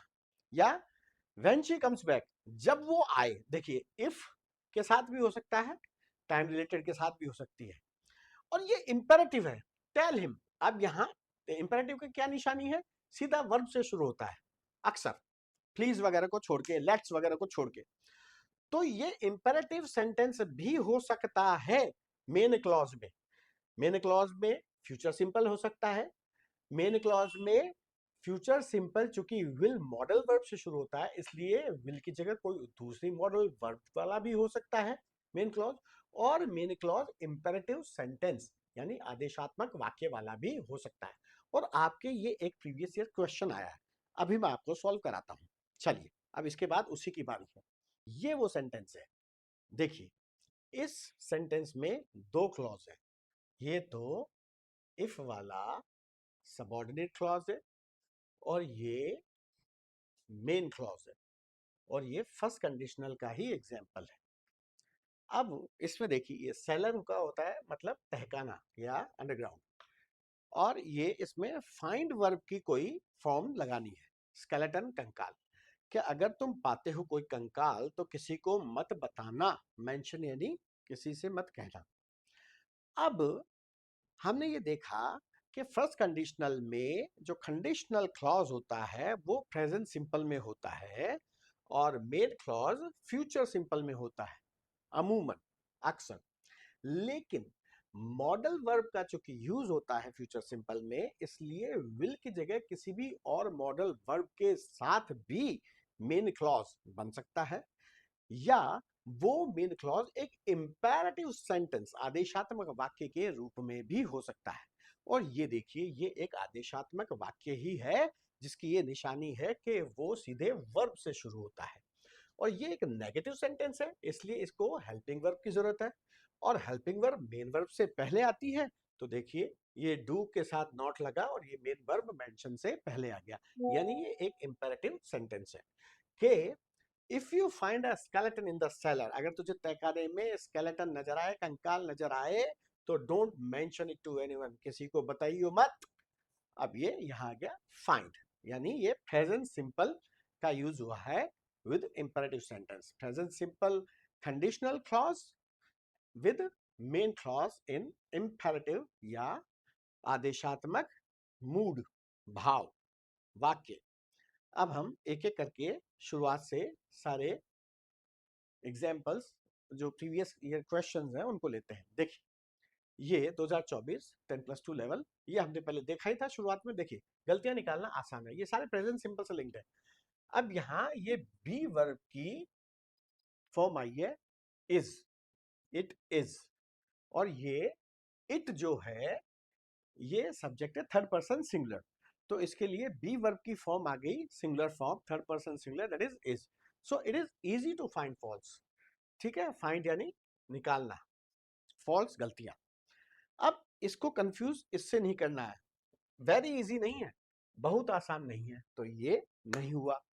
It has been easy to find falls, ये हैज बीन जो है ये प्रेजेंट परफेक्ट है, हैज हैव इट के साथ हैज की जगह हैज, हैव की जगह हैज हो गया सिंगुलर, और ये थर्ड फॉर्म ऑफ बी है, इट हैज बिन, रहा है या रह चुका है, इजी टू फाइंड फॉल्स, यानी अब तक आसान रहा है फॉल्स को निकालना, लेकिन ये ऐसा है ही नहीं, परफेक्ट नहीं है, ये तो सिंपल सी बात है। और ये है falls can't be easily found, ये तो बिल्कुल उल्टा हो गया कि इजीली आप नहीं निकाल सकते, यहां तो ये कह रहा है आसान है निकालना, तो आंसर हुआ ये। चलिए अब ये है, तुम रात को कब सोते हो। अब ये कब डायरेक्टली तो व्हेन होता है, लेकिन ये सोते हो ता हो, तो ये एक्चुअली रोज रोज होने वाला काम है, रोज रात होती है और आप सोते हो, तो ये सिर्फ प्रेजेंट से लिंक नहीं है, ये कार्य बार बार हो रहा है, यानी ये प्रेजेंट सिंपल का एग्जाम, और ये ता है तही है, तो ये प्रेजेंट सिंपल आएगा।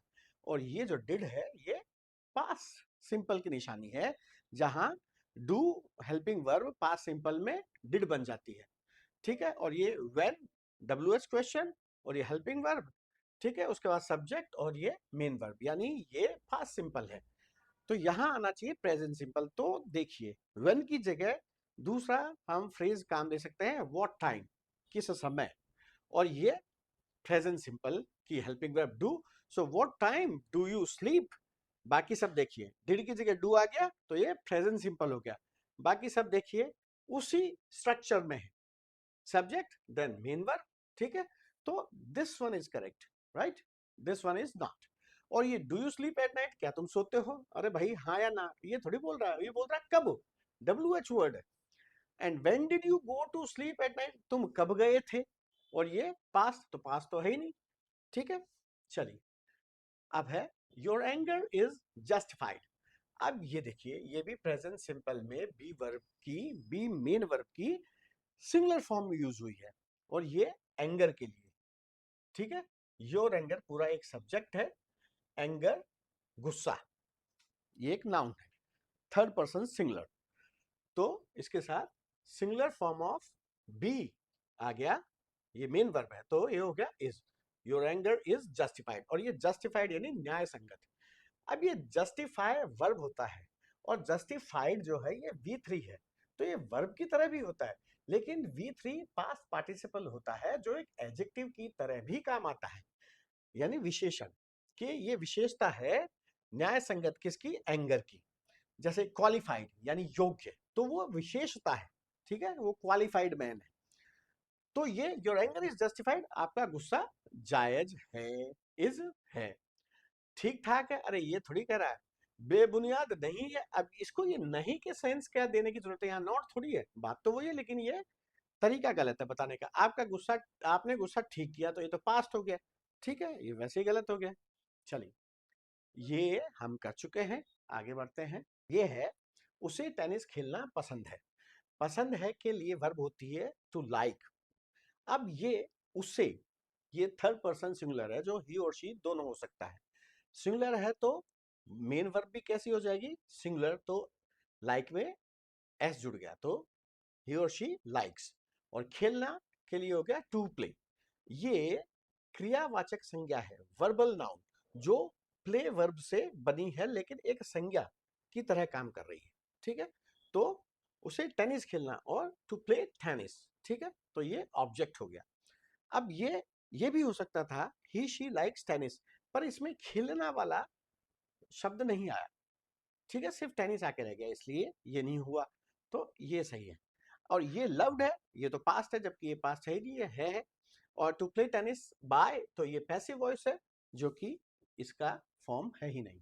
चलिए डू यू स्पीक इंग्लिश, अब इसमें स्पीक की कोई वर्ब फॉर्म लगानी है, अब ये आप सीधे से पकड़ सकते हो कि ये देखिए ये प्रेजेंट सिंपल वाली हेल्पिंग वर्ब है, तो यहाँ प्रेजेंट सिंपल आएगा, और जब भी हेल्पिंग वर्ब आएगी तो मेन वर्ब हमेशा अपने मूल रूप में होगी, V1 में होगी, तो स्पीक का V1 क्या होता है, स्पीक, तो बिल्कुल आसानी से आंसर आप बता सकते हो। अच्छा ये स्पोक हो नहीं सकता, ठीक है, स्पीकिंग हो नहीं सकता, डू है, स्पोकन ये हो ही नहीं सकता, तो बहुत आसान है। और ये स्पीक कुछ बोलना एक स्किल है जो लंबे समय के लिए होती है, किसी एक ही बार के लिए नहीं होती। चलिए both Mansi and Mili the answer, और ये नो का कोई फॉर्म लगाना है, अब नो एक स्टेटिव वर्ब है, तो वो नोइंग में तो काम आ ही नहीं सकती। अब बोथ एंड, तो ये दो सब्जेक्ट मिलके बहुवचन वाला सब्जेक्ट हो गया, एंड की वजह से जुड़ के, तो बहुवचन वाला क्रिया रूप आएगा, तो या तो नो आएगा या नोज आएगा। नो सिंगुलर है तो ये नहीं हुआ, तो ये सिर्फ नो रह गया। अब ये नो अगर न्यू होता नोड की जगह, तो वो भी हो सकता था कि both Mansi and Mili knew the answer, जानते थे। पर ये नोड है जो कि नो का सेकंड फॉर्म थर्ड फॉर्म कोई फॉर्म होता ही नहीं है, तो ये वैसे गलत होगा क्योंकि नो की अगली फॉर्म होती है न्यू। फिर है women learn English faster than main, तो ये सब्जेक्ट कौन सा है, विमेन, और ये काम है लर्न, सीखना। तो देखिए ये औरतें सीखती हैं। अब यहाँ ये पुरुष थोड़ी सीखते हैं, तो ये वैसे गलत हो गया क्योंकि ये सब्जेक्ट इसने पुरुष को बना दिया जबकि सब्जेक्ट है औरतें, तो ये सही है। और ये चाहिए चाहिए, तो ये तो सेंस है ही नहीं। चलिए ठीक है। अब अगर आपको वीडियो पसंद आया हो तो चैनल को सब्सक्राइब कर लीजिए, क्योंकि मैं इसी तरह के वीडियोस आपके सीटी के पूरे सिलेबस के लिए बनाने वाला हूं। तो मिलते हैं अगले वीडियो में पास्ट सिंपल के साथ। Till then bye bye and take care.